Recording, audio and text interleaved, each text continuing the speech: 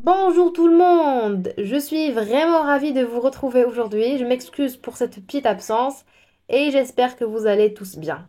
Aujourd'hui, je suis ici pour vous annoncer un nouveau concept passionnant pour notre chaîne. À partir de maintenant, nous allons nous concentrer sur l'enrichissement de notre vocabulaire en français formel. Mais la question qui se pose, comment on va faire tout cela? Nous allons extraire des mots et des expressions issus d'articles journalistiques et tout cela a pour but de vous offrir des contenus détaillés qui vous aideront à maîtriser un français plus sophistiqué. Je suis impatiente de partager ces découvertes franchement avec vous et d'améliorer ensemble notre maîtrise de la langue. Alors, restez avec moi et commençons cette nouvelle aventure linguistique ensemble. Apparemment, on va commencer notre série par le premier article qui vous est présenté sous les yeux et on va commencer avec une lecture bien attentive. Contrairement à ce que beaucoup affirment, la Suisse n'est pas un pays riche. Elle est avant tout caractérisée par une absence de ressources naturelles et un territoire exigu et densément peuplé, en grande partie montagneux, impropre non seulement à l'agriculture mais aussi à nombre d'activités économiques ordinaires. La relative aisance de ses habitants, historiquement récente, et la prospérité économique actuelle ne sont que le fruit d'un équilibre fragile dont il faut prendre le plus grand soin. Deux éléments assurent ce petit miracle, un système économique libéral et un cadre politique unique. Deux éléments qui ne doivent pas se transformer en petits mirages. Alors, après avoir lu attentivement l'article d'aujourd'hui, passons maintenant à l'explication. Donc, on a dit, contrairement à ce que beaucoup affirment, c'est-à-dire contrairement à ce que beaucoup de personnes confirment et disent, la Suisse n'est pas un pays riche. Elle est avant tout caractérisée par une absence de ressources naturelles.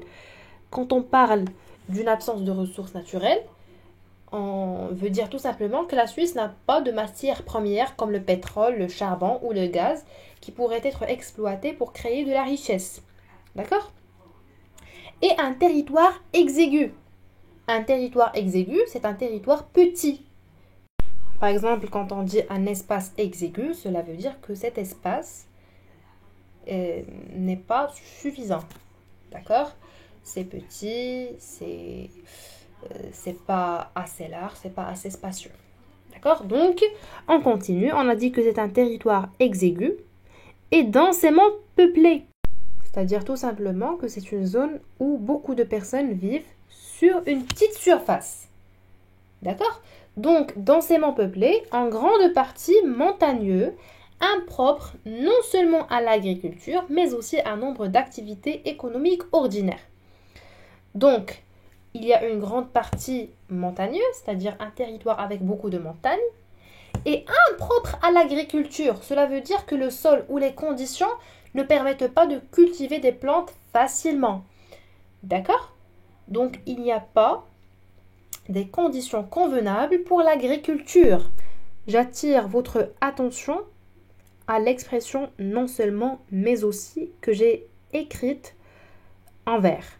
C'est une expression très utilisée et très recommandée à utiliser dans les textes argumentatifs pour ajouter une nuance ou bien pour ajouter un point ou pour élaborer davantage dans l'explication ou bien dans un sujet quelconque. Par exemple, on dit que le territoire est impropre non seulement à l'agriculture, mais aussi à un nombre d'activités économiques ordinaires.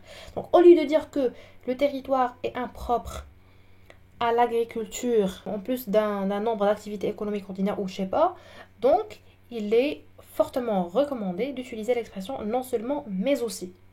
D'accord? Très bien.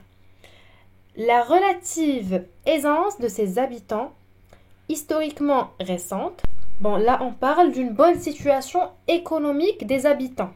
D'accord?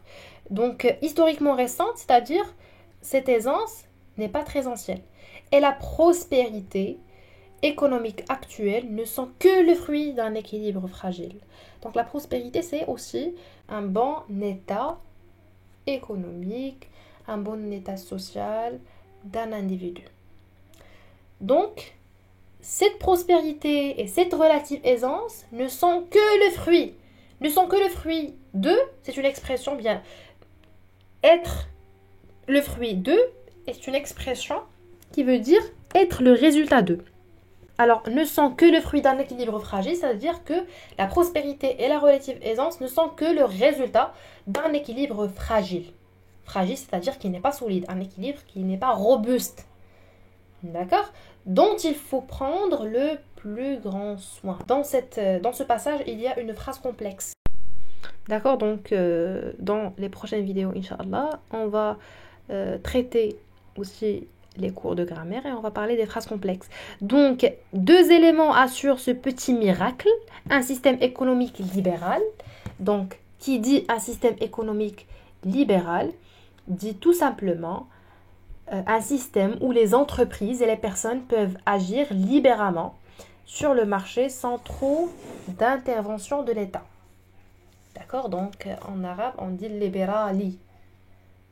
Le contraire, en arabe, c'est rasmali. D'accord? Donc, on parle d'un système économique libéral. Donc, comme son nom l'indique, libéral. Il y a le radical de libre. D'accord? Donc, dans ce cas-là, on parle d'un système où on est plus ou moins libre, en parlant bien sûr des entreprises. Très bien. On continue. Et un cadre politique unique. 2 éléments qui ne doivent pas se transformer en petits mirages. J'adore le mot mirage. J'ai oublié de l'écrire en gras, mais c'est un mot à noter et aussi à garder en mémoire. Donc, le mirage, c'est l'illusion. L'auteur, ici, dans cet article, avertit que les éléments qui permettent la prospérité suisse ne doivent pas se transformer en illusion trompeuse. En arabe, c'est l'wahm. Illusion, c'est l'wahm. Donc, tout simplement, et en récapitulant l'article, on peut dire que à travers ce dernier, on explique que, contrairement aux idées reçues, la Suisse n'est pas naturellement riche. En fait, elle manque de ressources naturelles et son territoire montagneux n'est pas propice et n'est pas convenable à l'agriculture ou à d'autres activités économiques courantes. La prospérité actuelle du pays est relativement récente et repose sur un équilibre qui est fragile plus ou moins. Cet équilibre dépend de 2 facteurs fondamentaux: un système économique libéral et un cadre politique unique. Cependant, il est important de protéger cet équilibre car ces 2 facteurs ne doivent pas devenir une illusion qui pourrait menacer la stabilité du pays. C'est tout pour la vidéo d'aujourd'hui. Merci beaucoup pour votre attention et j'espère bien que cette vidéo était intéressante. Et aussi, le vocabulaire d'aujourd'hui était bénéfique pour vous. À la prochaine vidéo, Inch'Allah.